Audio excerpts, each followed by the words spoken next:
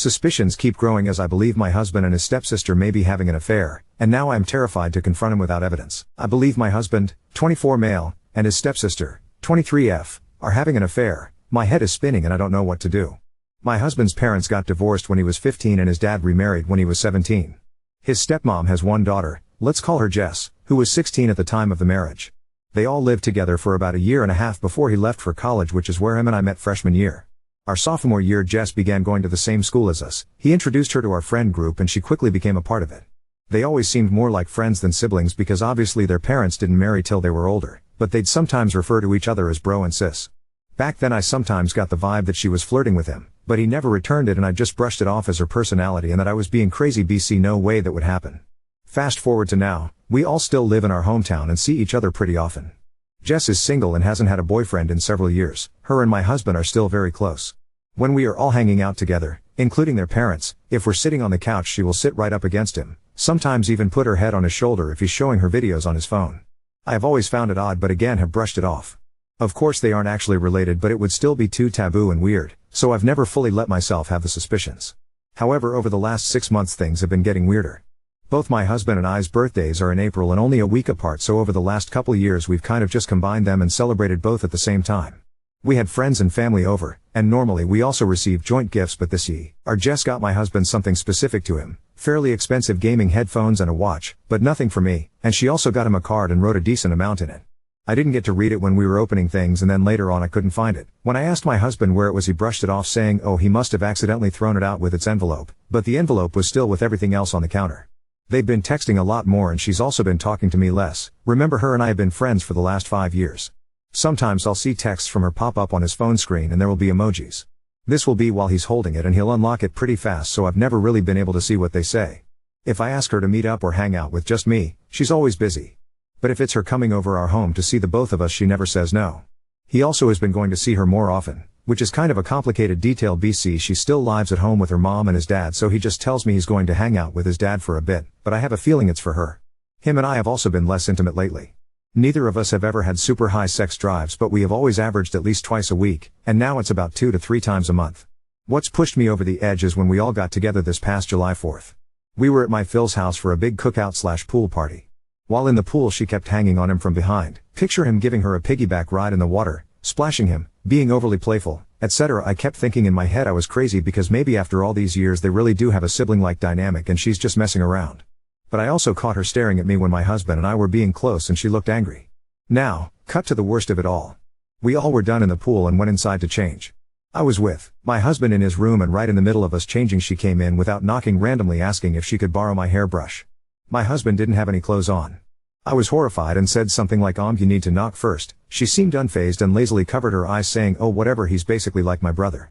My husband seemed kind of embarrassed but also not as much as you'd expect. She left like it was nothing. Since then she has barely spoken to me at all and I am absolutely spiraling at the thought of this. Am I being crazy? I haven't said anything to him yet about this because I'm so scared to be wrong, and then I'm just accusing him of sleeping with his stepsister. I need others to tell me if they agree with what I've been seeing or not. Small update, thank you to everyone who has responded. When I made this post I was hoping for validation of my worries but also scared of that at the same time. I'm trying to keep it together and act normal around him the best I can.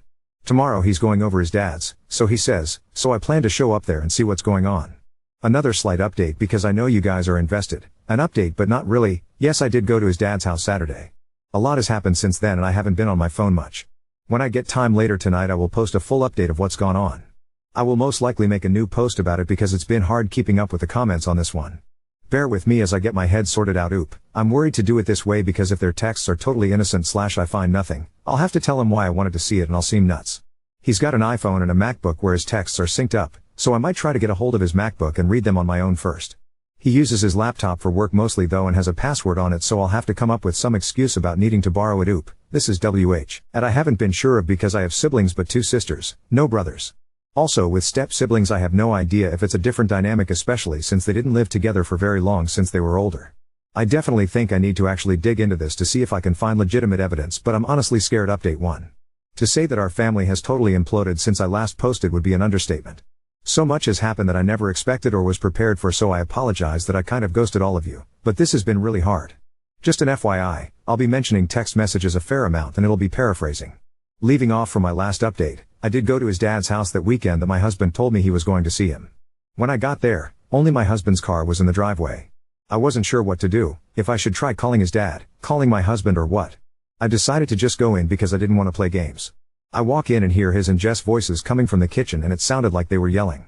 Even now I couldn't tell you what they were saying. I was so full of adrenaline as I approached them it was like I was watching them on mute or something and not actually hearing what was happening. He spotted me and looked like a deer in the headlights, and all I could muster up was to say, "What's going on?" I stared at them for a couple seconds and then my fight or flight kicked in. I'm very non-confrontational so my instinct was to turn around and run. He chased after me and pulled me into a guest room to talk. Again I asked what was going on, that he's been acting so weird and so has Jess, and point blank asked if he was cheating on me. He seemed shocked at the question but then out of nowhere started bawling his eyes out.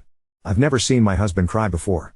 He said that no he's not cheating but has something to tell me but couldn't do it there and needed to leave/f, or us to go back to our house. At first I protested and said no I needed to know right then and there but he still was having a breakdown begging me so I agreed.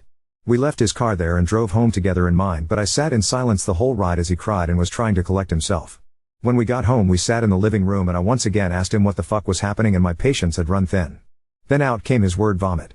He told me that in college, our junior/Jess sophomore year, after him and a bunch of our friends had gone to a party, we were dating by this time but I wasn't there that night. I'd come home for the weekend to hang out with family that was in town, and he got really drunk. Our guy friends kind of ditched him to go hook up so Jess offered him to crash on her couch for the night. Our school had on-campus apartments and she had a single BC, she was an RA.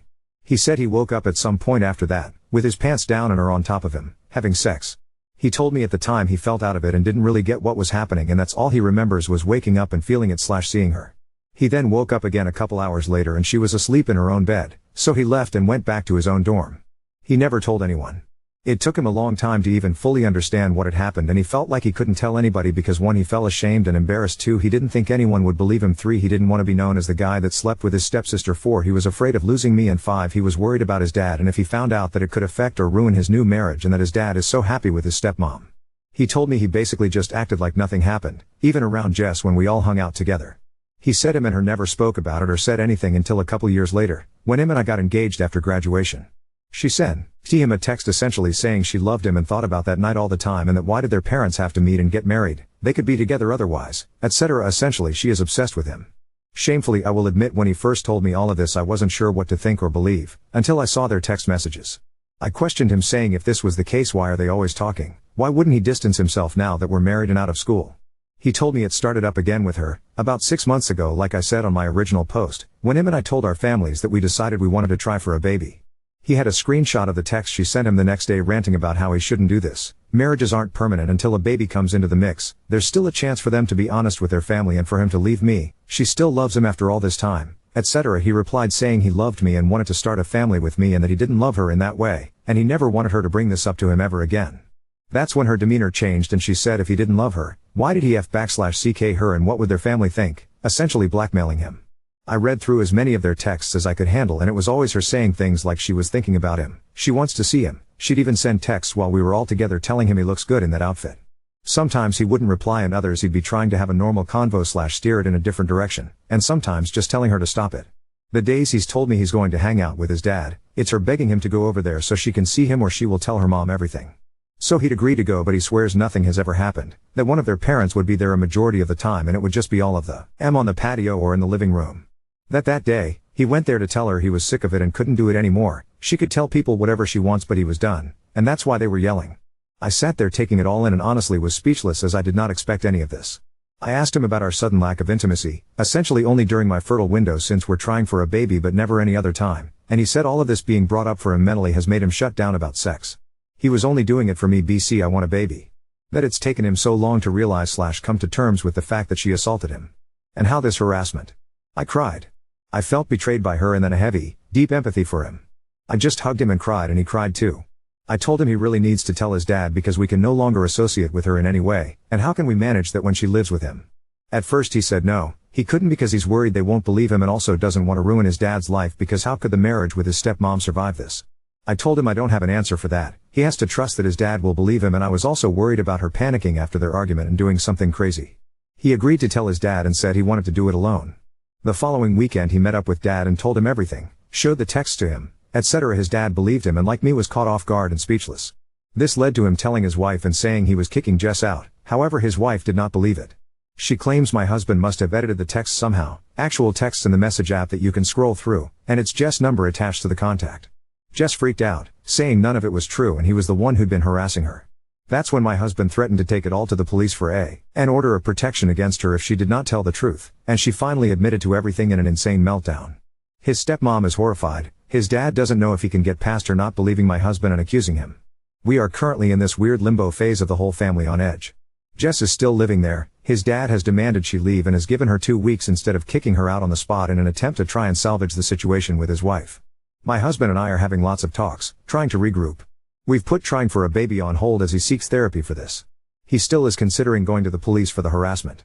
My heart is broken for him and also trying to come to terms with the truth, that Jess, who I've known for years, would do something like this.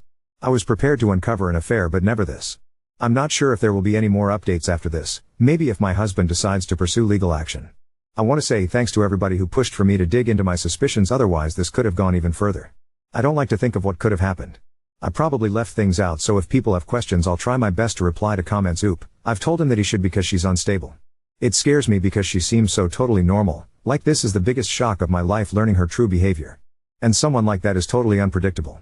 He knows he needs to but is trying to mentally prepare, and I'm trying to not push him too hard because this has been a lot. I'm really hurt and overwhelmed. Her and I were close friends for so long, so I'm really battling how she betrayed him, but me too. And I also feel guilty for having this back thought of feeling lied to by him, when I know this wasn't his fault. He was assaulted and essentially stalked by her, so I in no way blame him, just trying to shake the feeling and hoping it fades. Now an X story. Classmate repeatedly accuses me of physical abscess, leading to multiple police visits due to my constant bruises from my visual impairment. I, 19 male, am in a nursing program. We do a lot of physical exams on each other to practice, which involves wearing shorts and tanks. It's important to mention I am permanently blind in one eye, am constantly running into walls, doors, railings, plants, people, animals, everything. As you can guess, I'm covered in bruise 90% of the time, on my blind side. In the course one day we were talking about signs of abuse and the teacher said constant bruising. I raised my hand and added that it's important to talk to the patient if they're an adult, before calling the police, as it could be something else. She asked for an example, so I rolled up my sleeve and explained that the bruises were from door handles of the school, which were varying colors and heights. She nodded and agreed. She said with children we call the second we suspect abuse. With adults we attempt to talk to them first, and if their reason seems veiled, we don't call. The lessons continued, and a weekish later the cops showed up to my door. They told me they got a report that I was being physically abused and I was always covered in bruises. I told them about my disability, they checked my home, talked to my family, saw no further signs, and I asked questions next. They got my address from the university because they take abuse seriously here, and when they talked to the university about me, the university was very concerned and just wanted to help me. After the police left, I talked to some people at the university, including a psychologist, just so they could be sure I had no mental signs of abuse. Then life went on. Well, I was still coming in the bruises every day, and one of my classmates came up to me. She told me our classmate Kay was telling people she was thinking about calling the police again because I'm still covered in bruises. I got my classmate's report right, T10 down, alongside a few others, and waited. Sure enough, police showed up again, same song and dance, but this time I told the university that Kay was using the police to harass me and I wanted something done about it. The university decided the best course of action was to move her from my labs to the other ones so she couldn't see whether I was bruised or not. She's now told me I'm an asshole and that she was just trying to help me, and I didn't need to mess up her whole university schedule. So Reddit, Ida edit, my posts were shared to r/EmpathyAngel, so maybe deleting my account if or when I get harassed, as every post I've seen on there usually seems to end in the oop being harassed, and honestly done with getting harassed by people I either don't know or barely know, so just warning y'all in case I do end up erasing everything. Edit to add, I am in fact a victim of past abuse, so to the people at r/EmpathyAngel already sending my harassment, I'm so sorry that a victim of abuse was struggling to figure out if they went too far or did what was necessary when I still haven't gotten my actual abuser arrested and just moved away from him because I felt bad telling people he was a jerk to me because he donated to charity and helped put people through university. I'm so sorry you only see it as blatant validation and not as what it really is, a side effect of my abuse story. So thanks for making me feel like a shitty person for feeling bad for making my abuser suffer when I genuinely have trouble recognizing what's abuse and harassment. Update 1. So anyways, it's been a bit since that post and I have big updates on her. I called her Kay in the other story, so let's stick with that. So anyways, I had previously gotten her removed from my labs. We still shared class, not lab. I figured everything was fine now and she'd leave me alone, but I was wrong. Not only was she spreading rumors that I was abused, but she called the cops again, apparently more than once as the other 2 times the cops said they had a report of abuse. This time they said reports. When I asked how many reports, they said that it was multiple people, so I don't know if others in class called or she had her family do so. I just don't know. They couldn't tell me who called due to privacy when it comes to reporting, to try and make sure abusers don't attack the reporters. Apparently my university had attempted to stop them when the cops spoke to them, but the cops had to check anyways, so they came after talking to the university anyways, and again we did the same song and dance. I told them I felt like someone was using the cops to harass me, and the cops took this. They said no one would show up again, and anyone that calls would now have their name taken down, and if they call after being told not to they'd be charged with harassment. Well, that was about a week ago, and someone continued calling, tried to claim a different name, didn't realize they record phone numbers as well. So Therese, your update on K. She called again, and again, and again until it got her charged with harassment as well as misuse of police resources. Not certain what's gonna happen going forward or if he'll be called to testify. I'm not certain what's happening, but I haven't seen her since I was informed that she's still called, which I found out from another classmate. Update 2. I need to explain that quite a bit of this is secondhand, because I luckily avoided the crazies. So basically, Kay does not know where I live, knows the general town, but nothing else. I did invite one girl in our class to my house to work on a project. She was the only person other than the university that knows where I live. Kay knows this, because her and girl who I'ma call Lily, are kinda not related. Lily's cousin is married to Kay's cousin, so they knew each other prior to the program but not really well, and Lily is also the one that told me about Kay still calling even after the police promised me they would know. He show up again, which they haven't. They just started taking down the numbers and keeping track of who called, when, and did they call after being told not to. So basically, Kay knew me and Lily were paired up for the project, knew Lily came to my house, did not know where the house was, or what it looked like, just that it was in a town X kilometers away from where they were. They also knew the town name via Lily's mom, so I got warned by Lily that Kay's mom was going to try to find me to get me to drop Kay's charges. I'm not the one charging her, the police are. I have not pressed any charges despite some people saying I should get a restraining order. Lily warned me, and I hid in my house and did not leave until Lily told me that Kay's mom had returned home. Kay's mom then proceeded to harass Lily in an attempt to get Lily to give Kay's mom my address so she could knock on my door instead of driving around aimlessly hoping to spot me.